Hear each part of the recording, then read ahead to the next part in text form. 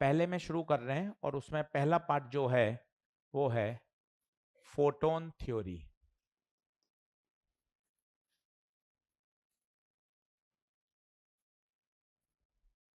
Photon theory, photon theory. सबसे पहला सवाल होता है फोटोन क्या है।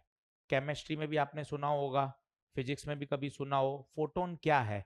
ये एक क्वांटा है। क्या होता है उसको लिखते हैं, when light interact with matter, then it transfer its energy in the form of packets. Each packet is called quanta, photon.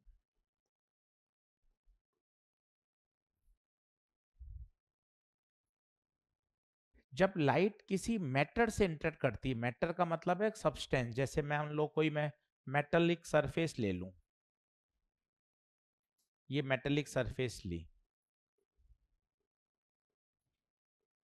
अब इस पे लाइट आई, ये लाइट, लाइट मतलब प्रकाश, ये लाइट जो आप देख रहे हैं सनलाइट, ये इंसिडेंट करी, किस पे इंसिडेंट करी? लोहे की टेबल पर इंसिडेंट करी। तो लाइट अपनी जो ऊर्जा है वो किसी मैटर के साथ कैसे ट्रांसफर करती है? In the form of packets. और इन्हीं पैकेट्स को क्या बोलते हैं? क्वांटा। इसी पैकेट को क्या बोलते हैं? फोटोन। तो क्या पहला सेंटेंस है? जब जब लाइट रेडिएशंस किसी मेटेलिक सरफेस पे गिरते हैं तो लाइट अपनी ऊर्जा सब्सटेंस को कैसे ट्रांसफर कर रही है? In the form of packets, in the form of packets. दो अलग अलग बात हैं, एक होता है कंटिन्यू फॉर्म, एक होता है डिस्क्रीट फॉर्म। क्या मतलब है जरा सुनिएगा। मेरे घर के पीछे गार्डन है, एक तरीका तो गार्डन में पानी देने का क्या है, मैं पाइप ले लेता हूं, खड़ा हो जाता हूं और पाइप से सभी पौधों को पानी दे रहा हूं। तो बताइए पाइप से जो पानी जा रहा है वो कैसा फ्लो है? Continue flow. कैसा फ्लो है? कंटिन्यू। दूसरा तरीका सुनना बड़ा इंटरेस्टिंग है। मैंने क्या किए, 100 ml के बैलून बना लिए। बाल्टी में जैसे अपन वो होली पर बैलून बना लेते हैं, याद करिए, पानी के गुब्बारे। 100 ml के क्या बना लिए? बैलून। अब मैं पानी दे रहा हूं, मैंने बाल्टी में से एक बैलून उठाया और फेंक दिया, फिर दूसरा बैलून उठाया, फेंक दिया। पौधों को पानी तो अभी भी मिल रहा है, पर किस रूप में मिल रहा है? In the form of bundles, in the form of packets. और इन्हीं पैकेट्स को क्या बोला जाता है? फोटोन। तो पहला कौन सा फॉर्म था बताइए? कंटिन्यू। कौन सा? आपने पाइप पकड़ लिया और पाइप से आप पूरे पूरे गार्डन को पानी दे रहे हो, पौधों को पानी दे रहे हो, तो कैसा फ्लो है बताइए? कंटिन्यू फ्लो हो रहा है। पर यहां कंटिन्यू फ्लो नहीं है, कैसा है? Discrete, in the form of bundles, in the form of packets. और इन्हीं पैकेट्स को मेरे बच्चे क्या कहा जाता है? फोटॉन्स। क्या कहा जाता है? फोटॉन्स। क्या आप मेरी बात समझ पा रहे हैं? तो आज और कल 2 से 3 लेक्चर हम इस फोटोन की ही चर्चा करेंगे। इनकी एनर्जी क्या होता है, इनका मोमेंटम क्या होता है, इनकी स्पीड क्या होती है, इन पे चार्ज क्या होता है, इनका मास क्या होता है। ये सारी जानकारी इकट्ठी करनी है। किसकी? फोटोन की। अब आप टॉपिक का नाम देखिए, क्या है? Photon theory. और इन बंडल्स के ऊपर थोड़ा जूम करके लिख रहा हूं, शायद आप समझ पाए। हर बंडल के ऊपर मैं लिख रहा हूं एच न्यू। समझ पा रहे हैं एच न्यू क्या होता है? केमिस्ट्री में पढ़ा हो, फोटोन की एनर्जी E बराबर एच न्यू। तो जूम करके लिखा ताकि आप समझ पाए। हर बंडल के ऊपर लिखा एच न्यू। तो पहली लाइन पढ़िए, जब लाइट किसी मैटर से इंटरेक्ट करती है तो लाइट अपनी ऊर्जा कैसे ट्रांसफर करती है? In the form of packets, in the form of bundles. और मेरे बच्चों इन्हीं पैकेट्स को क्या कहा जाता है? Photon, quanta. आज हम 2 लेक्चर में इन फोटोन्स की क्या पढ़ेंगे? जानकारी, एनर्जी, मोमेंटम, स्पीड, सबके बारे में बात करेंगे। तो कोने में लिख लीजिए क्या क्या चर्चा करनी है, एनर्जी की, मोमेंटम, स्पीड क्या होती है, चार्ज क्या होता है, इस तरह की बात करेंगे। चलें शुरू करें भाई। तो लिखिए पहला ए पॉइंट, सब पॉइंट, एनर्जी ऑफ फोटोन।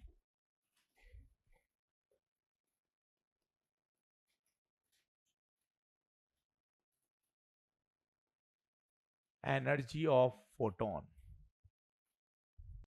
चलिए पहला हेडिंग डालिए, energy of photon, A part. तो हम सभी जानते हैं, 11वीं से पढ़ा हुआ है, फोटोन की एनर्जी E बराबर क्या होता है, एच न्यू। E बराबर एच न्यू, और न्यू की जगह क्या लिख सकते हैं, C बाय लैम्डा।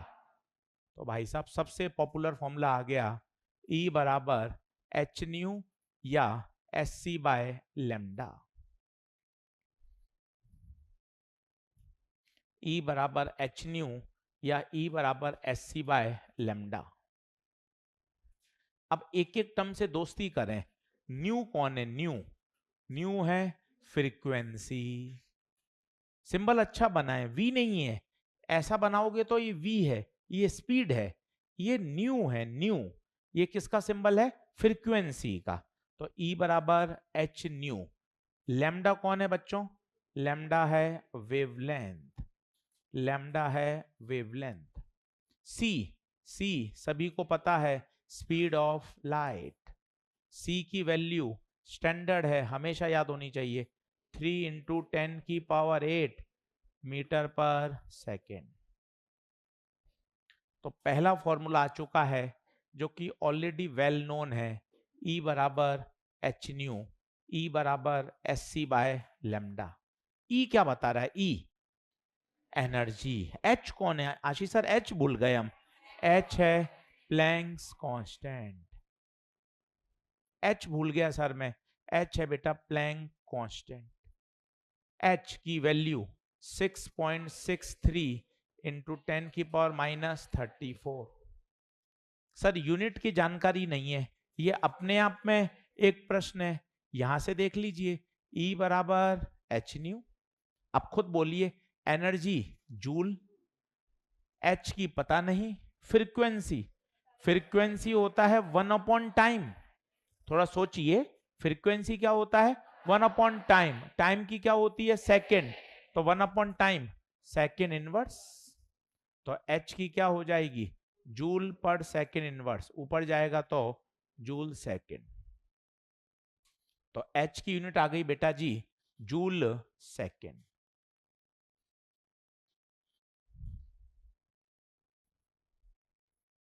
देख लीजिए, अब पहला खास पॉइंट क्या है, इस एनर्जी का जो फॉर्मूला है, चाहे E बराबर एच न्यू लगाओ, चाहे E बराबर एस सी बाय लेमडा लगाओ, इससे जो एनर्जी प्राप्त होगी बच्चों, वो एनर्जी प्राप्त होती है जूल में, क्योंकि SI सिस्टम क्या है, एनर्जी की यूनिट जूल। तो मैं क्या कहना चाहता हूं फिर सुनो, मैंने E बराबर एच न्यू लगाया, मैंने E बराबर एस सी बाय लेमडा लगाया, इससे एनर्जी किसमें प्राप्त हुई, जूल में प्राप्त हुई। किसमें प्राप्त हुई, पर मुझे जूल में नहीं चाहिए, मुझे चाहिए इलेक्ट्रॉन वोल्ट में। किसमें चाहिए, अब सर मुझे कन्वर्जन सिखाओ, कन्वर्जन क्या होता है, तो मैं आपको कन्वर्जन सिखाता हूं, ध्यान से देखो। एक इलेक्ट्रॉन वोल्ट में होता है 1.6 इंटू 10 की पावर माइनस। सर अपनी बात एक बार धीरे धीरे बोलो, मैं फिर बोलता हूं, एनर्जी का फॉर्मूला बोलिए, E बराबर एच न्यू, E बराबर एस सी बाय। अब सेंटेंस बोलिए, इस एनर्जी के फॉर्मूले से जो एनर्जी मिलती है वो किस फॉर्म में मिलती है, जूल में, पर मुझे जूल पसंद, मेरे तो ऑप्शन में क्या लिखा हुआ है, इलेक्ट्रॉन वोल्ट। क्या लिखा हुआ है, अब मुझे तो इलेक्ट्रॉन वोल्ट में कन्वर्ट करना आना चाहिए। तो 1 EV में इतना जूल है, तो 1 जूल में इसको क्या कर दूं, नीचे भेज दूं, 1/1.6 इंटू 10 की पावर माइनस 90। इस बात को थोड़ा समझिए, थोड़ा जूम करता हूं, थोड़ा सा इस बात को फोकस करिए, रटिए मत। रिलेशन सबको याद है, पर बातों को समझिए। जब ईवी से जूल में जाना है तो इससे क्या करते हैं, मल्टीप्लाई। जैसे 1 रुपए में 100 पैसे होते हैं, तो आपको पता है रुपए से पैसे में जाओगे तो किससे मल्टीप्लाई करोगे, 100 से। 5 रुपए हैं 500 पैसे, 9 रुपए हैं 900 पैसे। रुपए से पैसे जाना है 100 से मल्टीप्लाई, पैसे से रुपए जाना है तो 100 से डिवाइड। ये बेसिक नियम होता है दुनिया का। वो देखिए, ईवी से जूल में जाना है तो क्या करो, मल्टीप्लाई। जूल से ईवी में जाना है तो क्या करो, डिवाइड। अब मेरे पास फॉर्मूला क्या है, मेरे पास जो फॉर्मूला है वो दोनों फॉर्मूले किसके हैं, जूल के। अब आप देखना मैं क्या लिखना चाहता हूं तसल्ली से, E बराबर एच न्यू। क्या ये याद है, बताइए, E बराबर, इससे आंसर किस में आएगा। अब ध्यान से देखना, बोर्ड पर मजे आएंगे। मैंने क्या किया, एच न्यू डिवाइड कर दिया 1.6 इंटू 10 की पावर माइनस, और होशियारी से देख मैंने अब यूनिट बदल दी। क्या जाग रहे हैं क्या, एच न्यू से आंसर किस में आएगा, और जैसे डिवाइड कर दिया आंसर किस में कन्वर्ट, और h की वैल्यू मुझे पता है 6.63 इंटू 10 की पावर माइनस 34। न्यू ऐसा कैसा, 1.6 इंटू 10 की पावर माइनस 19। तो E का फॉर्मूला, इसको डिवाइड करेंगे तो 4.1 इंटू 10 की पावर माइनस 19 जाएगा ऊपर, प्लस 19, 34 में से प्लस 19 माइनस का 15। क्या ये फॉर्मूला भी सही है क्या, ये फॉर्मूला कब काम आएगा, जब मुझे एनर्जी किसमें चाहिए होगी, ईवी में। फॉर्मूले का खेल है प्यारे। मैं रुक जाता हूं, एक बार एजी सर वापस समझा दो मेरे बेटे। E बराबर एच न्यू, क्या ये फॉर्मूला सही है क्या, पर ये इसमें एनर्जी किसमें मिलेगी, और अगर मेरा ऑप्शन इलेक्ट्रॉन वोल्ट में है तब मुझे लगाना चाहिए E बराबर 4.1 इंटू 10 की power minus 15 into new EV. एक बार और समझाता हूं, फिर आप नोट करिएगा। चलिए सभी लोग बोर्ड पे देखें फिर से। क्या फॉर्मूला E बराबर SC बाय लैम्डा ओके है, 2-3 बार बोल ले, E बराबर SC by lambda. SC by lambda से एनर्जी किसमें मिलेगी, जूल में, पर मुझे ऑप्शन में किसमें चाहिए, इलेक्ट्रॉन वोल्ट में। बताए, जूल से इलेक्ट्रॉन वोल्ट में जाना है तो मैं 1.6 इंटू 10 की पावर माइनस 19 से क्या कर दूं, डिवाइड कर दिया। अब यार मैं इस एच सी इन सबको सॉल्व कर लेता हूं ना, क्यों इतना रखना, ये तो कोई चेंज ही नहीं करेगा। एच रखा 6.63, सी रखा 3 इंटू 10 की पावर, लैम्डा 1.6 इंटू 10 की पावर माइनस। इसको सॉल्व किया तो आंसर आया बहुत सरल सा, 12,400 बटे लैम्डा, सीधा आंसर आ गया। अब तुझे सब फॉर्मेट याद चाहिए, क्योंकि ये वाली कैलकुलेशन मैं पेपर में क्यों करूंगा, ये तो फिक्स है, कोई H बदल नहीं सकता, C कोई बदल नहीं सकता, इलेक्ट्रॉन की चार्ज कोई बदल नहीं सकता। तो ये वाली कैलकुलेशन मैंने होशियारी से पहले ही करके रख ली। हाँ, अपने दिमाग को ही मैं समझा सकता हूं। अगर जूल में चाहिए तो मैं क्या लगाऊंगा, E बराबर SC बाय लैम्डा। मैंने ऑप्शन में देखा, ऑप्शन तो इलेक्ट्रॉन वोल्ट में है, तो मैं क्या लगाऊंगा, 12,400 बटे लैम्डा। बस ध्यान देने की बात है, इसमें जब लैम्डा रखा जाएगा तो किसमें रखा जाएगा, एंगस्ट्रॉम में। किसमें रखेंगे, एंगस्ट्रॉम। लिखना शुरू करिए, सारी बातें लिखिए, फिर इसको एक बार समराइज करते हैं। पहले पॉइंट पे चर्चा कर रहे हैं, एनर्जी ऑफ फोटोन। पहले ही पॉइंट पे चर्चा कर रहे हैं, एनर्जी ऑफ फोटोन।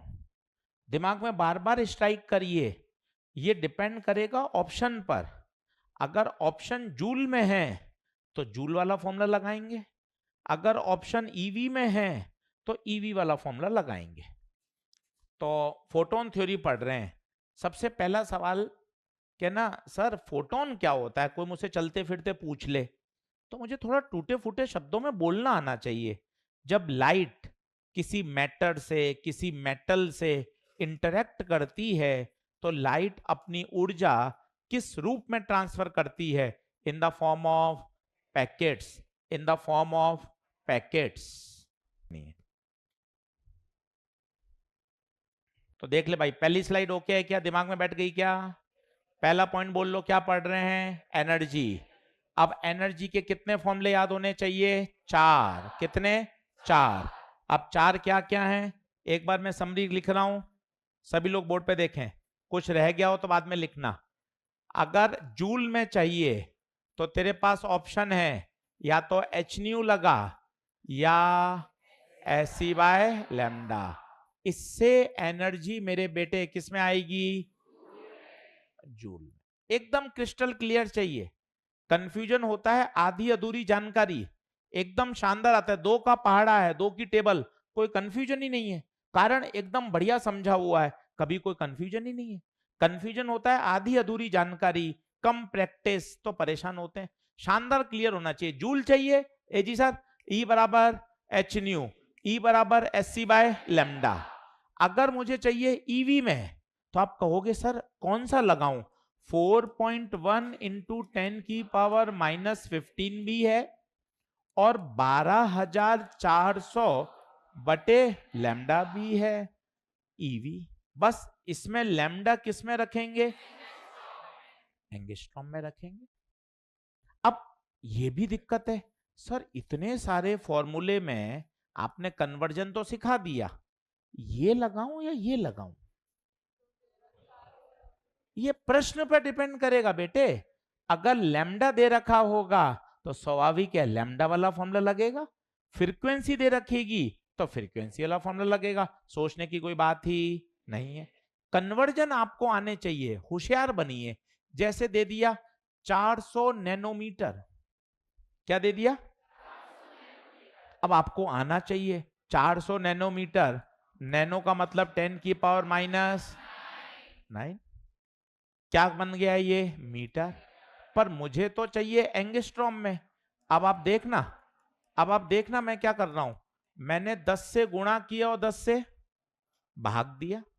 क्यों किया उससे देखना, 400 और 10 मिलकर 4000, 10 ऊपर जाएगा तो -9 और -1, तो 4000 इंटू 10 की घात -10, और -10 को क्या बोल दूंगा? एंगस्ट्रॉम। मतलब 400 nanometre is nothing but 4000 angstrom. सब थोड़ा सा ऊपर से गया, वापिस बता दोगे क्या? अरे बिल्कुल, दिक्कत क्या है? समझना जरूरी है, एक बार धीरे धीरे समझो। सबसे पहले बोलो 400 नैनोमीटर ओके है, पर मुझे तो एंगस्ट्रॉम चाहिए। क्यों चाहिए एंगस्ट्रॉम? सर ऐसी क्या जिद है? आज पहले पहले दिन आ गए और पहले पहले दिन ही जिद कर रहे हो आप तो, कि मेरी तो जिद है। जिद इसलिए है क्योंकि ये फॉर्मूले में लैम्डा किस में रखना पड़ेगा? तो नैनोमीटर में रखोगे तो काम चलेगा। तो अब कैसे करें? अब मैंने इसको ध्यान से देखा, नैनो, एन से नैनो, एन से 9, बता नैनो हटाना आ गया। अब मैंने क्या किया, 10 से गुणा किया और 10 से, क्या ये मामला भी ओके है? 400 को 10 से गुणा किया, ये -9, 10 ऊपर गया तो 9 और 1 10, और -10 को क्या बोल दिया? तो 4000। यार इतना कौन करेगा? धीरे धीरे मैं अपनी बुद्धि में बैठा लूंगा। 560 नैनोमीटर है, एक जीरो बढ़ा दो तो सीधा किस में कन्वर्ट? आपने 2 बार मेहनत करके समझा तो दिया ना। अब मेरी होशियारी काम करती है कि एक जीरो बढ़ाते ही नैनोमीटर किस में कन्वर्ट हो जाता है। मैं बार बार आपकी तरफ देखूंगा ही नहीं। 620 नैनोमीटर, तुरंत बोलूंगा 6200 एंगस्ट्रॉम। 400 nanometre 4000 angstrom. मैं आपको दे दूं 50 नैनोमीटर 500 एंगस्ट्रॉम। क्या बातें समझ में आ रही हैं? तो मैं बार बार अपने 10 सेकंड क्यों खराब करूं? प्रश्न की प्रैक्टिस करते करते करते मुझे पता चल गया नैनोमीटर से एंगस्ट्रॉम में जाना है, एक जीरो बढ़ा दो, 400 नैनोमीटर बोले तो 4000 एंगस्ट्रॉम। यस और नो? लिखना शुरू करिए धमाधम। अब ये फाइनल कॉल है, ये आपको 4 फॉर्मूले एकदम शानदार याद होने चाहिए। ये किस चीज के फॉर्मूले हैं ये बताओ तो? एनर्जी। किसकी एनर्जी? तेरी मेरी या फोटोन की? फोटोन की। अरे फोटोन कौन होते हैं? लाइट। लाइट जब मैटर से इंटरेक्ट करती है तो लाइट अपनी एनर्जी बंडल्स के रूप में ट्रांसफर करती है, और इन बंडल्स को ही क्या कहा जाता है? Photons, quanta. नोट करिए धमाधम। आगे बढ़ा जाए, चलिए दूसरा लिखिए। दूसरा लिखिए point. Charge on the photon is 0, therefore it does not deflect in electric field and magnetic field.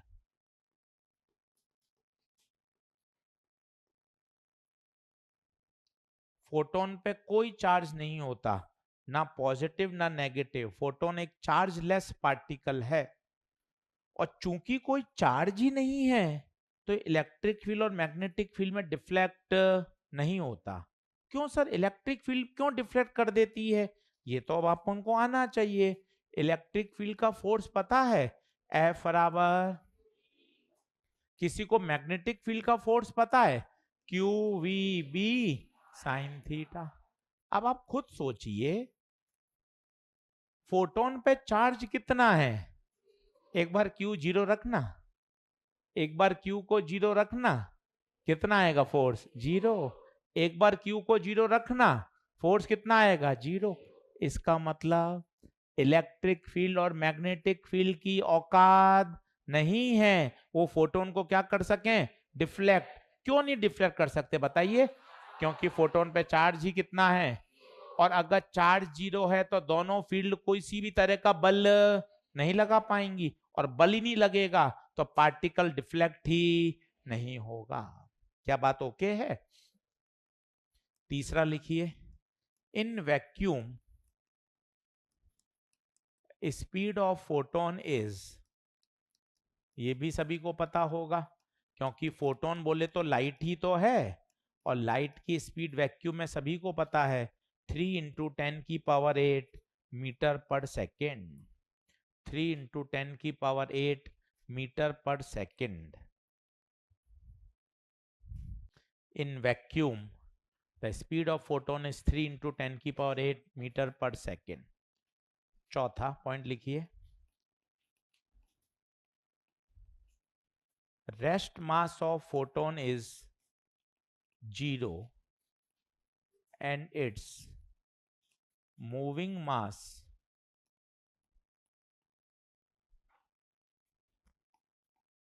equivalent mass can be found using Einstein mass energy relationship।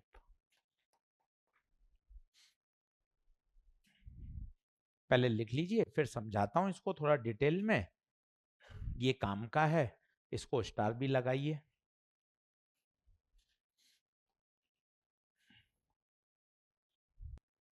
अब ये क्या लिख दिया सर, रेस्ट मास क्या होता है? अब इसके लिए मैं आपको थोड़ी कहानी सुनाता हूं, आप नोट मत करिएगा, सिर्फ लिखिए देखिएगा।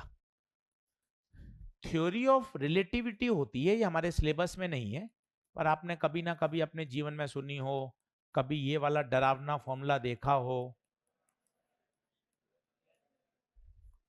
हमारे सिलेबस में नहीं है, पर कहीं ना कहीं आपको देखने को मिल जाता है। ये है क्या? ये आइंस्टीन ने थ्योरी ऑफ रिलेटिविटी दी थी कि हर व्यक्ति का एक रेस्ट मास होता है और एक मूविंग मास होता है। जैसे मैं रुका हुआ हूं, तो जो रुके हुए का मास है उसे हम बोलते हैं रेस्ट मास। जब मैं चलना या दौड़ना शुरू करूंगा तो मेरा मास बदल जाएगा और उस मास को मैं क्या बोलूंगा, ये वाला m। m बराबर m naught under root of 1 minus we square by. पर एजी सर, हम तो दौड़ते हैं भागते हैं, हमारा तो मास नहीं बदलता। क्यों नहीं बदलता? हमारी जो स्पीड है वो c की तुलना में क्या है, नेग्लिजिबल है। हमारी जो स्पीड है वो c की तुलना में कैसे? c होता है 3 इंटू 10 की पावर 8। हमारी स्पीड कितनी होगी, 100 किलोमीटर पर घंटा, 150, 200, 250 किलोमीटर पर आवर। पर c कितना है, 3 इंटू 10 की पावर। तो हमारी जो v है वो c के कंपैरिजन में क्या है, नेग्लिजिबल है। तो जो v square by C square है वो लगभग क्या आएगा, 0। तो ये टर्म 0 हो गई। तो बताइए m बराबर क्या हो गया, m नॉट। इसलिए हमारा मूविंग मास और हमारे रेस्ट मास में कोई अंतर, क्योंकि हमारा जो वेलोसिटी है वो स्पीड ऑफ लाइट की तुलना में क्या है, नेग्लिजिबल है। क्या है? ये तो हमारी बात हो गई। अब हम बात करते हैं ऐसे पार्टिकल की जिसकी स्पीड ऑफ लाइट के बराबर हो। मुझे रेस्ट मास चाहिए, तो m नॉट बराबर m under root of 1 minus we square by c, इसको मल्टीप्लाई कर दिया। v बताइए कितना रखूं, c। क्यों c क्यों रखूं? अभी पढ़कर आए लाइट की स्पीड कितनी होती है, c के बराबर। फोटोन की स्पीड कितनी होती है, c के बराबर। v की जगह क्या रख दें, c।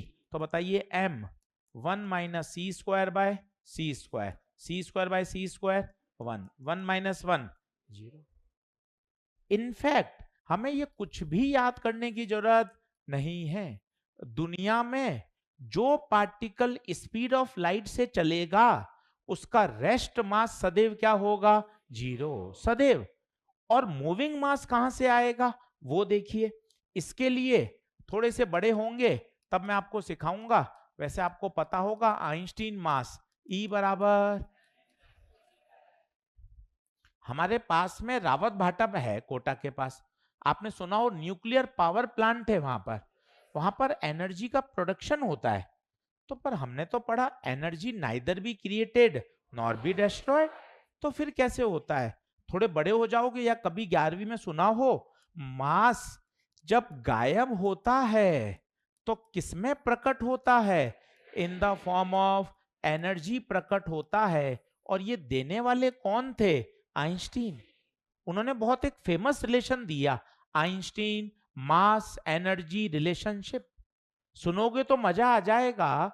सुबह यूरेनियम था 1000 ग्राम, पावर प्लांट में सुबह यूरेनियम कितना था, 1000 ग्राम। यूरेनियम की रिएक्शन हुई एटम बम में, यूरेनियम टूटा बेरियम और क्रिप्टॉन में। शाम को आपने तोला, पूरे प्रोडक्ट वो थे 998 ग्राम। कितना ग्राम गायब हो गया, ये 2 ग्राम कहां गया, एनर्जी में। और ये बताने वाले थे आइंस्टीन कि जब मास गायब होता है तो किसमें प्रकट होता है, एनर्जी में। आज तक इससे पहले लोग क्या जानते थे, ऊंचाई पर पोटेंशियल एनर्जी किसमें बदल गई, काइनेटिक एनर्जी पर। पोटेंशियल किसमें बदल गई, बस एनर्जी एक फॉर्म से किसमें बदलती है, ये हमें छठी सातवीं आठवीं में पढ़ाया जाता है। पर आइंस्टीन ने हमें कहा कि मास भी एक तरह का क्या है, एनर्जी का फॉर्म है। मास गायब होगा, क्या प्रकट होगी, एनर्जी। और मास और एनर्जी में रिलेशन क्या है, E बराबर mc स्क्वायर। मास का गायब होना और क्या बन जाना। सबसे बेस्ट सेंटेंस जो दिमाग को एक बार में हिट करता है, मास का डिसअपियर होना। पहले मास था यूरेनियम का 1000 ग्राम, रिएक्शन के बाद यूरेनियम प्रोडक्ट का जो मास था वो था 998 ग्राम। कितने ग्राम मास में कमी आई, ये 2 ग्राम एजी सर कहां गया। और वही एनर्जी पावर प्लांट में पैदा हो रही है जिसे हम बोलते हैं न्यूक्लियर पावर प्लांट, रावत भाटा में ही है। वहां यूरेनियम का फिशन होता है। हिरोशिमा नागासाकी पे जो बम गिराए गए थे, एटम बम, उसके अंदर भी यही चेन रिएक्शन होती है, यही चेन रिएक्शन होती है जिससे इतनी जबरदस्त एनर्जी पैदा होती है कि वो विनाश कर देती है। न्यूक्लियर रिएक्टर के अंदर भी वही हो रही है, पर वो हो रही है कंट्रोल्ड। हिरोशिमा नागासाकी में वो कैसी हुई थी? अनकंट्रोल्ड। अगर कंट्रोल मैनर में करोगे तो हमारे यूजफुल है nuclear power plant, uncontrol manner में करोगे तो विनाशकारी है, जैसा विश्व युद्ध में वो हिरोशिमा नागासाकी पे बम गिराए गए थे। क्या बात समझ में आ रही है? ये सब सिलेबस में है, न्यूक्लियर फिजिक्स पढ़ेंगे पूरी सिलेबस में। अब हमने कहा फोटोन का रेस्ट मास कितना है, मतलब रुके हुए फोटोन का तो कोई मतलब ही नहीं है भाई। जैसे लाइट आ रही है तो लाइट आई किस पर गिरी? लोहे की बेंच पर। पता है क्या हुआ? आपने लोहे की बेंच को किस पे रख दिया? धूप में रख दिया। तो एनर्जी आ रही है तो मतलब क्या आ रहे हैं? फोटॉन्स। अगर मेटल उस एनर्जी को क्या कर लेगा? एब्जॉर्ब कर लेगा, तो मेटल का टेम्परेचर क्या हो जाएगा? बढ़ जाएगा। अब फोटोन का तो कोई मतलब ही नहीं ना। लाइट आई, एनर्जी एब्जॉर्ब हो गई और लोहे का टेम्परेचर क्या हो गया? बढ़ गया। धूप में रख दो आप लोहे की टेबल को, इसी को, थोड़ी समय बाद गर्म हो जाएगी। तो फोटोन का अस्तित्व कब तक है? जब तक वो ट्रेवल कर रहे हैं। रुके हुए फोटोन का तो कोई मतलब ही, इसलिए देखो क्या लिख रहे हैं हम, rest mass of the photon is, but क्या उसका कोई मूविंग मास है क्या? तो सोचते हैं क्या फोटोन के पास एनर्जी है क्या? हाँ है, अभी तो पढ़ा E बराबर एच न्यू, E बराबर एस सी बाय लैम्डा। आज फोटोन के पास एनर्जी है, मतलब कभी ना कभी कोई मास गायब हुआ होगा, तभी तो फोटोन की एनर्जी में बदला होगा। थोड़ा बैकड्रॉप में सोचिए, मैं कह रहा हूं फोटोन की एनर्जी 100 जूल है, फोटोन की एनर्जी 100 जूल है, फोटोन की एनर्जी 100 जूल है, फोटोन की एनर्जी 100 जूल है। तो दिमाग लगा ये 100 जूल कहां से आई होगी? कहीं पुराने इतिहास में कोई मास डिसअपियर हुआ होगा और वो किस में बदल गया होगा? एनर्जी में बदल गया होगा। देखो क्या लिखा है, its equivalent mass can be found using Einstein mass energy relationship. कैसे निकालेंगे बताओ? E बराबर तो मुझे मास चाहिए तो बताओ क्या हो जाएगा? E बाय, खत्म। तो दो प्रश्न बोले जाएंगे, आपसे चलते फिरते पूछ ले, फोटोन का रेस्ट मास बताओ, फोटोन का रेस्ट मास बताओ। दुनिया में कोई भी पार्टिकल जो स्पीड ऑफ लाइट से चलता है उसका रेस्ट मास सदैव 0 होता है। और मूविंग मास निकालने का तरीका E बराबर, आज मेरे पिताजी के बैंक अकाउंट में 10,000 रुपए हैं, इंप्लाइज मेरे पिताजी ने नौकरी करके मेहनत करके पैसा कमाया है, एल्स दादाजी ने दे दिया होगा, वो एक अलग बात है। अगर पुराना कोई हिस्ट्री नहीं है तो आज अगर मेरे पिताजी के पास पैसा है, इंप्लाइज व्हाट? मेरे पिताजी ने नौकरी करके मेहनत करके खेती करके दुकान चलाकर ही तो पैसा कमाया होगा। आज फोटोन की एनर्जी आप 100 जूल बोल रहे हो, 100 जूल, 100 जूल, 100 जूल, इसका मतलब क्या है? कोई ना कोई इतिहास में मास का क्या हुआ होगा? डिसअपियर। और वो किस में बदला होगा? क्या मेरी बात समझ में आ रही है? और उस मास को निकालने का तरीका क्या है? E बराबर, मुझे क्या पता है? एनर्जी, तो मैं क्या निकाल सकता हूं? मास। अब E की जगह आप चुपचाप रख दो E बराबर एच न्यू या E बराबर, तो बताओ M बराबर E by C square. E की जगह क्या रख दो? एच न्यू बाय सी, या रख सकते हो E by C square. E की जगह क्या रख दो? S C by lambda, C से सी कट गया, H by lambda, C square, तो H बाय सी लैम्डा। ये याद नहीं करने चाहिए। क्यों एजी सर, क्यों नहीं याद करें? क्यों याद करें जबरदस्ती? क्या हमें E बराबर एम सी स्क्वायर याद है? ऑलरेडी याद है, परीक्षा में यही लगा लेंगे सीधा, E बराबर एम सी स्क्वायर, मास आ जाएगा E बाय सी स्क्वायर।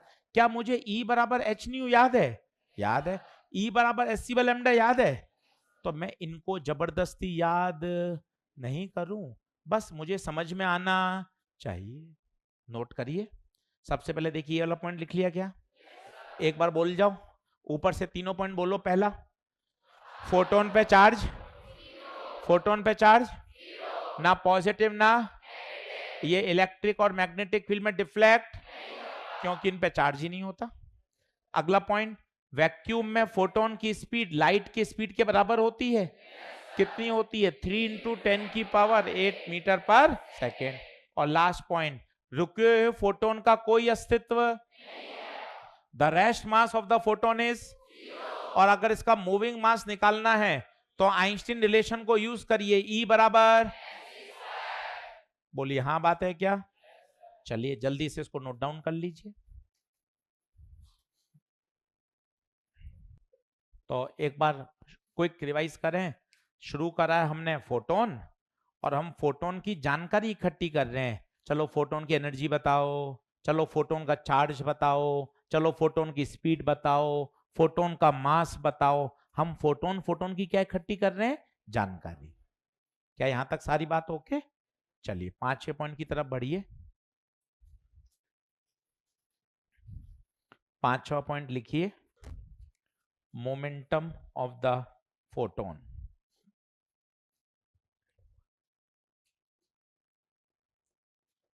ये इंटरेस्टिंग है, इस पे सवाल काफी पूछे जाते हैं। Momentum of the photon.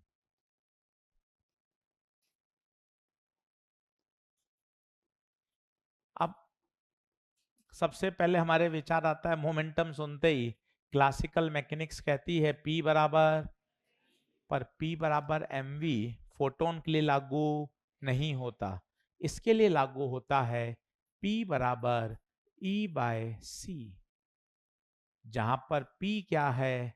Momentum, E क्या है? एनर्जी, और C तो हमें पता ही है, स्पीड ऑफ लाइट।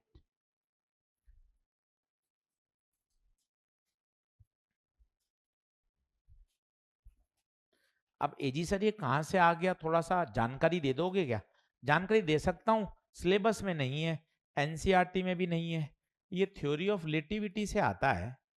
तो मैं आपको कोने में लिख देता हूं, पर आवश्यकता नहीं है। इसको रीअरेंज करोगे तो ये आ जाता है E बराबर √ऑफ P²C² प्लस MC²। ये कुल एनर्जी का फॉर्मूला होता है, कहीं सिलेबस में नहीं है, ना एनसीईआरटी में दिया हुआ है, ना कभी ऑल इंडिया नीट जेई में आया है। अब ये टोटल एनर्जी का फॉर्मूला होता है। हम किसकी बात कर रहे हैं बताइए? फोटोन। फोटोन का चिल्लाइए रेस्ट मास कितना है? बोले तो m0 कितना है? m0 0 रख दो, P²C², m0 को क्या रख दूंगा? 0। तो E बराबर √ऑफ P²C²। खुद बताइए P²C² का स्क्वायर रूट PC, तो P कितना आ जाएगा? E/c। आवश्यकता नहीं है कॉपी में भी क्यों लिखें जब कहीं पूछा नहीं जाता, तो काय को अपनी कॉपी भरें? हमें सीधा याद होना चाहिए, क्योंकि एनसीईआरटी भी नहीं चर्चा करती, अपन काय को चर्चा करें? चाहें तो कोने में लिख लें और हल्का सा कट कर दें, क्योंकि इसकी अपन को आवश्यकता नहीं है। सीधा अपन को याद होना चाहिए फोटोन का मोमेंटम P बराबर E/c, P बराबर E/c। अच्छा E कौन है? E। अब एनर्जी आती तुझे खुश हो जाना चाहिए, सर अब एजी सर मुझे खेलने दो, बता कैसे खेलेगा? सर P बराबर E/c। अब एजी सर E मुझे याद है, E बराबर, तो देख फोटोन का फॉर्मूला एक आ गया मोमेंटम का, hν/c। सर और मुझे खेलने दो, एक बार बोर्ड पे देख, पेन पेंसिल छोड़, E/c। E की जगह लिख दे दूसरा फॉर्मूला sc/λ, C से C, तो मोमेंटम का फॉर्मूला आ गया। मुझे तो ये दोनों ही याद करने में कोई इंटरेस्ट नहीं है, काय को याद करूं? मैं पेपर में ऑन द स्पॉट ही सोच लूंगा। मुझे सिर्फ क्या याद होना चाहिए? P बराबर E की जगह hν मैं कभी भी रख सकता हूं, E की जगह sc/λ मैं कभी भी रख सकता हूं। तो मैं खामा अपनी लिस्ट को बहुत बड़ा क्यों बनाऊं? मुझे खुद को इतने याद नहीं होंगे परीक्षा में, क्या फायदा? इससे बढ़िया हाँ लिख के रख लिया, ताकि इस तरह का कन्वर्जन मुझे आना चाहिए, बशर्ते सारे पॉइंट अपन को याद होने चाहिए। अब मोमेंटम आते तो ये सीधा याद होना चाहिए, P बराबर, ये तू मत याद कर, तू क्वेश्चन में पढ़ ले। अच्छा लैम्डा चाहिए, तो P की जगह सॉल्व किया, क्या बन गया? h/λ। फ्रीक्वेंसी चाहिए तो क्या बन गया? hν/c। ये हमें इतना काटा कूटा करना आना चाहिए। क्या आगे बढ़ सकते हैं? चलिए साहब, अगला पॉइंट आएगा। पॉइंट नंबर कौन सा आएगा बताइए? 6। ये भी बहुत काम का है। Number of photons emitted per second by a light source.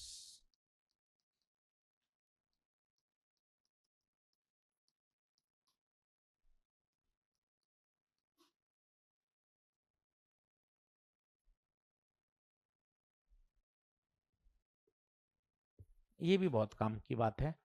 Number of photons emitted per second by a light source. शुरू करें? पहले रटना ना समझकर पहले सिचुएशन को फील करिए, क्या हो रहा है। हेडिंग ही पढ़िए, number of photons emitted by a, जैसे ये लाइट सोर्स है, अब इससे क्या फोटॉन्स निकल रहे हैं क्या? सर मुझे क्या पता सर, आप खुद सोचो। लाइट सोर्स है, बल्ब है, क्या निकल रहा है? प्रकाश। जब ये प्रकाश इस लोहे की टेबल पर गिरेगा, अभी हम यही तो पहला पॉइंट पढ़ के आए, जब लाइट किसी मेटल पर गिरती है तो लाइट अपनी ऊर्जा कैसे ट्रांसफर करती है? In the form of photons, in the form of bundles. ये लाइट का एनर्जी ट्रांसफर करने का तरीका है भाई। मम्मी पापा का, रिलेटिव्स का प्यार एक्सप्रेस करने के तरीके अलग अलग हैं। मम्मी पापा हो सकता है प्यार करते हैं, गले मिलते हैं, 100 रुपए दे दिए, 500 दे दिए।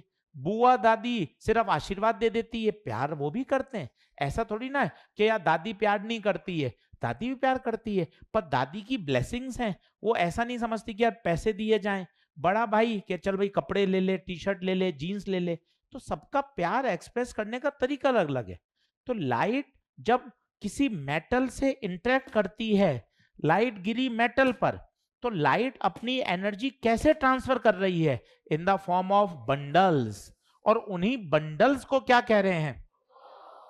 अब हमें ये निकालना है, ये मेरे पास एक बल्ब है, एक CFL, एक लाइट है, एक ट्यूबलाइट है। इस ट्यूबलाइट से 1 सेकंड में कितने फोटॉन्स निकल रहे हैं? अब हेडिंग देखिए, मजा आएगा। देखिए क्या है, नंबर ऑफ फोटॉन्स एमिटेड किससे? By light source. हाँ है क्या? अब मैं बनाता हूं, आप सिचुएशन को समझिए। ये मेरे पास एक बल्ब है, इसकी पावर है P वॉट। पावर होती है क्या? हाँ, कभी बाजार से आप बल्ब खरीद के नहीं लाए? अगर लाए हो तो हमें बोलना पड़ता है 6 वॉट की LED देना, 10 वॉट की देना, 15 वॉट की देना। आपके घर पे वो कम वॉटेज की है, ये देखिए ज्यादा वॉटेज की है। शोरूम में जाओगे तो आप आपने और देखा हो, एकदम तेज रोशनी होती है, वहां भी लाइट है पर उनके वॉट क्या है? ज्यादा। अपने घर पे किचन में, वॉशरूम में छोटी LED लगी हुई है, 6 वॉट, 8 वॉट, 10 वॉट। जबकि डाइनिंग रूम में, स्टडी में बड़ी ट्यूबलाइट लगी हुई है 40 वॉट की। तो सबकी जो वॉटेज होती है वो क्या होती है? अलग अलग होती हैं। तो मैंने माना मेरे बल्ब की वॉटेज कितनी है? P what.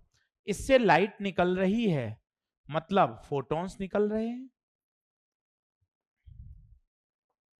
ये देखिए, मुझे क्या निकालना है? Number of photons emitted per second, number of photons emitted per second.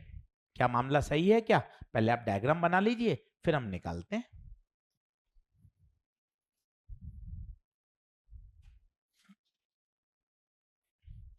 तो एक बल्ब है, उससे फोटॉन्स निकल रहे हैं और हमें निकालना है 1 सेकंड में कितने फोटोन निकलते हैं। अब सभी बोर्ड पे देखिए, पावर। अच्छा ये बड़ा P है, अभी जो पहले बनाया था वो छोटा P था, वो कौन था? मोमेंटम। ये कौन है? पावर। बड़ा P है, सिंबल ध्यान रखिएगा। पावर, पावर होता है energy per unit time. 9th class से पढ़ रहे हैं। पावर होता है एनर्जी पर यूनिट टाइम। निगाहें बोर्ड पे रखिएगा, मजा आ जाएगा। एक फोटोन की एनर्जी चिल्लाइए, h nu, h nu. Time T। क्या एक फोटोन निकल रहे हैं या लाखों निकल रहे होंगे?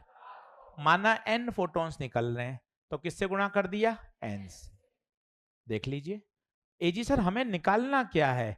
हमें निकालना है number of photons per second n/t। तो इस h न्यू को कहां भेज दूं, नीचे। तो फॉर्मूला आ गया p/h न्यू। और इस n/t को क्या बोल देते हैं, छोटा n, number of photons emitted per second. एक बार और समझा दो, थोड़ा ऊपर से चला गया, कोई बात नहीं, वापस देख ले प्यार प्यार से। ओके सर, थोड़ा प्यार से समझाओ। पावर होता है एनर्जी अपॉन टाइम, बोल इसमें हाँ है क्या? पावर बोले तो एनर्जी अपॉन, सही है। एनर्जी तेरी मेरी या फोटोन की? बहुत सुंदर, बहुत अच्छा लगा, मजा आया। H new. और मान लो n फोटॉन्स आ रहे हैं, तो क्या n से गुणा कर दूं और टाइम लगा t। बताइए एक्सप्रेशन ओके है क्या?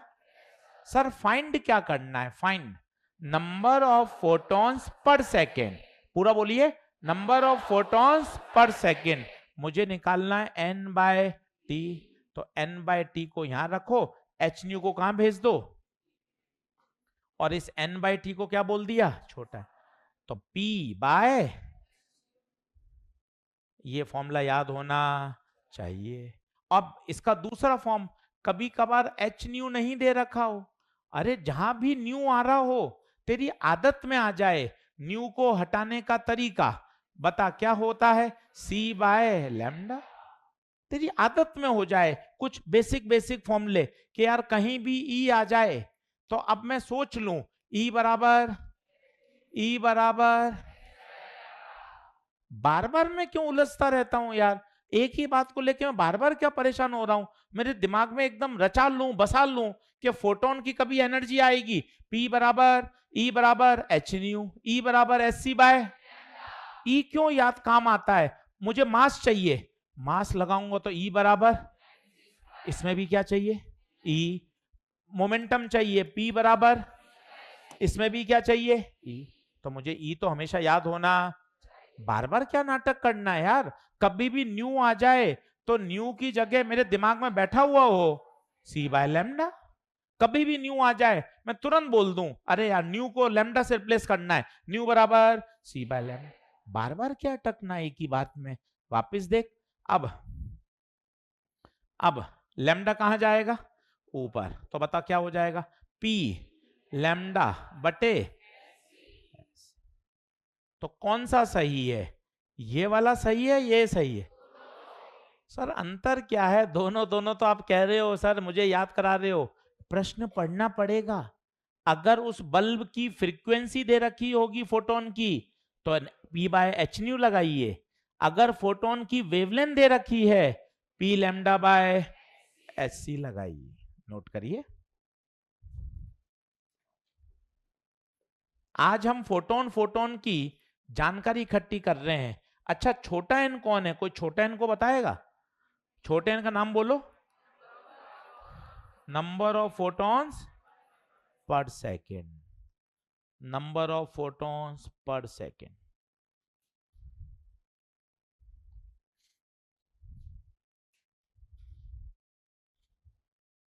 सिर्फ फॉर्मूले रटने से काम नहीं चलेगा, आपको सिचुएशन को फील करना चाहिए। इसलिए मैं आपको कहानी सिखा रहा हूं कि आप इमेजिन करिए एक बल्ब है, इस बल्ब की क्या दे रखी है, पावर, इस बल्ब से क्या निकल रहे हैं, फोटॉन्स। हमें क्या निकालना है, we have to find number of photons emitted per second, number of photons emitted per second. क्या ये बात क्लियर है, आगे बढ़े? चलिए, अभी तक हमने क्या क्या जानकारी इकट्ठी कर ली। हमने शुरू किया था यार आज हम इतनी सारी बातें पढ़ेंगे, एक बार चेक कर लेते हैं क्या हमने एनर्जी पढ़ ली। हाँ सर, अच्छा कवर कर लिया सर। क्या मोमेंटम कवर कर लिया? हाँ सर। स्पीड भी कवर कर ली, चार्ज कवर हो गया, मास भी। यार फोटोन की तो खूब सारी जानकारी आ गई, यही छोटा छोटा रिवाइज कर लेते हैं, मजा आ जाएगा। एनर्जी E बराबर मोमेंटम P बराबर E/c, स्पीड ऑफ लाइट के बराबर होती है, चार्ज कितना होता है, रेस्ट मास और मूविंग मास निकालने के लिए E बराबर mc। यार 1 मिनट भी नहीं लगा, सारे पॉइंट रिवाइज भी हो गए। क्या मामला ओके है? चलिए आगे बढ़ते हैं, 7वें पॉइंट की तरफ बढ़ते हैं। 7 पॉइंट लिखिएगा, radiation pressure oblique radiation force.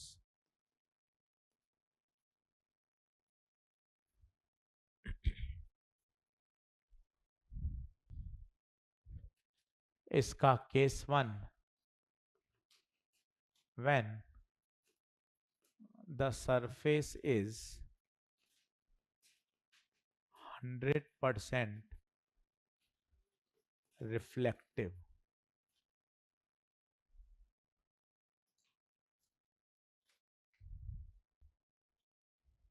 अब ये बड़ा इंटरेस्टिंग है, मजा आएगा आपको, सोच समझ के पढ़ते हैं क्या हो रहा है।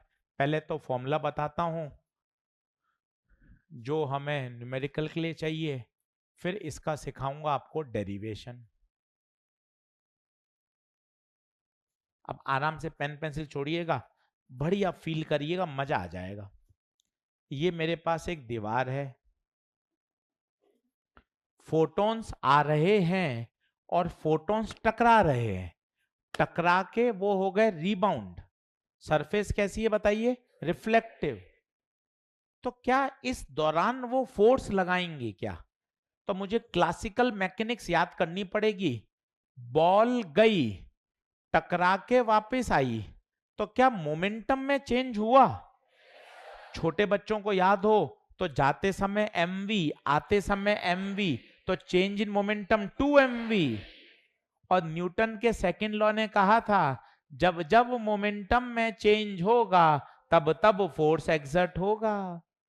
तो मैं फील करता हूं फोर्स क्यों आ रहा है, कि फोटॉन्स आ रहे हैं और दीवार पे जाके टकरा रहे हैं, टकरा के रिबाउंड हो रहे हैं। Since momentum is a vector quantity, जाते समय और आते समय उनकी डायरेक्शन क्या हो गई? चेंज हो गई। मतलब मोमेंटम में क्या आया? Change. And what is Newton second law? The rate of change in momentum is called force. क्या थॉट प्रोसेस समझ में आ रहा है? मैं जब धूप में खड़ा होता हूं तो भी क्या वो सनलाइट मेरे हाथ पे फोर्स लगाती है क्या? नहीं नहीं, फोर्स तो क्या लगाती होगी, फोर्स लगाती तो यहाँ छेद हो जाते। फोर्स लगता है पर वो फोर्स बहुत कम होता है। पता है क्यों? आप खुद देखो, किससे डिवाइड हो रहा है? सी कितना होता है? 3 × 10⁸। 10⁸ से डिवाइड करोगे तो फोर्स तो बहुत कम आएगा। तो क्या सनलाइट हमारे हाथ पर फोर्स या प्रेशर एक्सर्ट करती है? आंसर है यस। एनसीईआरटी में दिया हुआ है, सनलाइट हमारे हाथ पर रेडिएशन प्रेशर लगा रही है, फोर्स आ जाएगा, फोर्स को एरिया से डिवाइड कर दूंगा तो क्या आ जाएगा? प्रेशर। पर सर वो तो मुझे फील नहीं होता, मैं तो बाहर खड़ा होता हूं, मुझे तो ऐसा कोई फोर्स फील नहीं हो रहा। क्यों नहीं हो रहा? उसका भी एक्सप्लेनेशन है, क्योंकि डिवाइड किससे हो रहा है? C की वैल्यू है 3 × 10⁸। 10⁸ से डिवाइड करोगे तो आंसर बहुत, जो कि नेग्लिजिबल है, जो आपको महसूस ही नहीं होता। क्या क्लियर हो रहा है? फॉर्मूला याद करना एक अलग बात है, नीट का पेपर देना है, जेई मेन का पेपर देना है, कॉन्सेप्ट तो याद होने चाहिए। डेरिवेशन फिजिक्स समझना वो हमारी जिम्मेदारी है। अब आप देखिए कितनी मस्त समझ में आएगा। मेरे पास एक फोटोन आ रहा है और इस फोटोन का मोमेंटम है h/λ। गुरुजी h/λ कहां से आ गया? मेरे ऊपर से गया। क्यों ऊपर से गया? अच्छे से बनाना, मोमेंटम का फॉर्मूला बोल। P बराबर लैम्डा के रूप में चाहिए तो E का फॉर्मूला लगा SC/C से C। बता P बराबर, तो क्या मोमेंटम ऑफ फोटोन h/λ होता है? ये देख फोटोन आ रहा है, ये टकराया, 90 डिग्री पर इंसिडेंस हुआ। कैसा इंसिडेंस हुआ? इसे बोलते हैं नॉर्मल इंसिडेंस, और टकरा कर वापस चला गया। सेम मोमेंटम P बराबर h/λ। क्यों सर, आपको क्या पता टकरा की गया हो? 100%। अभी अगला केस पढ़ाऊंगा एब्जॉर्प्टिव। एब्जॉर्प्टिव का मतलब बताओ? टकरा के वापस जाएगा ही नहीं। चलिए एक एक स्टेप बताना, धीरे धीरे चलूंगा, आपकी हाँ लूंगा। स्टेप 1 इनिशियल मोमेंटम, हर बच्चा चिल्लाओ। इनिशियल मोमेंटम h बाय, क्या प्लस आई कैप लिख दूं? क्यों? आगे की तरफ आई होता है मेरे बेटे और पीछे की तरफ, देख ले एक एक स्टेप के बाद रुकूंगा। कौन आ रहा है? फोटॉन्स आ रहे हैं। कितना मोमेंटम लेके आ रहे हैं? h by lambda. Photon vector quantity है मोमेंटम, तो क्या आएगा? आई कैप। स्टेप नंबर 2, हर स्टेप में आपकी हाँ लूंगा। टकराने के बाद फाइनल मोमेंटम बताओ। h by lambda. क्यों माइनस आई? क्यों? क्योंकि देख डायरेक्शन बदल गई। नींद मत ले, नींद मत ले। पहले तीर का निशान आगे की तरफ था, अब तीर का निशान कहां हो गया? तो मोमेंटम वेक्टर है, पहले आई कैप और बाद में। अब मुझे चाहिए तीसरा स्टेप, चेंज इन मोमेंटम। एक एक शब्द में आपकी हाँ लूंगा। चेंज इन मोमेंटम बोले तो फाइनल माइनस फाइनल बोल h by lambda minus I, minus initial बोल h बाय लैम्डा आई। दोनों एक जैसे हैं तो क्या हो जाएगा? माइनस का 2h by lambda I. Yes और नो? ये एक फोटोन का है या 10 फोटोन का है? पर क्या एक आ रहे होंगे, लाखों करोड़ों आ रहे होंगे? तो बता बता, अगर n photons are coming, n photons are coming, तो टोटल चेंज इन मोमेंटम को किससे गुणा कर दूं मेरे बेटे? n से। n 2h बाय, और मॉड ले लिया। मॉड लेने से बता, ये माइनस भी हट गया और आई कैप भी हट गया। कोई बताएगा n से गुणा क्यों किया? आपने एक बॉल का मोमेंटम निकाला, 100 बॉल होंगी तो 100 से गुणा करोगे? ये तो चेंज इन मोमेंटम आ गया, पर मुझे तो फोर्स चाहिए। Step number 4, force, the rate of change in momentum. बताइए डेल्टा पी कितना आया था? n 2h बाय बटे में, और याद करिए number of photons per second को हम क्या बोलते हैं? तो आंसर आ गया 2nh बाय, जो कि हमें याद होना। चारों स्टेप तगड़े हैं, देख तू खुद सोच सकता है बिना देखे, को दिमाग पे जोर डाल। सबसे पहले क्या निकाला? Initial momentum h by lambda I cap, फिर टकराने के बाद का momentum h by lambda minus I cap, फिर क्या निकाला? Change in momentum. क्यों ऐसा चेंज इन मोमेंटम क्यों निकाला? न्यूटन का सेकंड लॉ, F बराबर रेट ऑफ चेंज ऑफ। और कोई बताएगा n से क्यों गुणा किया? क्योंकि एक फोटोन नहीं, नंबर ऑफ फोटॉन्स आ रहे हैं, और यहां छोटा n कौन है? Number of photons per second. अरे अरे अरे हाँ बोलना, n का एक फॉर्मूला याद था, P लैम्डा बाय hc। कहां से आया? अभी पढ़ा था, एक बार दिखा दो सर। ये रहा n का फॉर्मूला, देख, P लैम्डा बाय, बड़े P से परेशान मत हो। बड़ा P कौन है? बड़ा P कौन है? पावर। तो मैं n को हटा देता हूं, n को हटा देता हूं, तो बता F बराबर 2 ऐसा का ऐसा, n की जगह P lambda by into h बटे लैम्डा से h से, तो फोर्स का फॉर्मूला 2p बाय c, जो कि याद होना। ये देख मैंने दोनों फॉर्मूले पहले ही लिख दिए थे, 2nh बाय लैम्डा और 2p बाय, पर मुझे डेरिवेशन भी समझ में आना, तब फिजिक्स पढ़ने का मजा है। केवल फॉर्मूले फॉर्मूले रट लेगा, अच्छी बात है, फॉर्मूले भी याद करने, क्योंकि मेरे पास नीट में इतना समय थोड़ी ना है, पर मुझे समझ में भी तो आना चाहिए। अब बता, क्या इनिशियल मोमेंटम समझ में आया? क्या फाइनल मोमेंटम समझ में आया? क्या चेंज इन मोमेंटम समझ में आया? n से गुणा क्यों किया? क्योंकि बहुत सारे फोटोन आ रहे थे। लिखना शुरू करिए, फील करिए, फोटॉन्स दीवार पे जाके टकरा रहे हैं, क्या वो दीवार पे बल आरोपित करेंगे क्या? यस और नो? आप खुद देखिए, एक रबड़ के एक बॉल को बहुत तेज गति से दीवार पे मारिए, तो क्या वो दीवार पे बल लगाती है क्या? बिल्कुल। अगर दीवार कमजोर होगी तो दीवार टूट जाएगी। अच्छा, बड़ा पी क्या बता रहा है? बड़ा पी पावर, छोटा पी मोमेंटम। सिंबल ध्यान से बना, देख मैं कितने साफ सुथरा सिंबल बना रहा हूं।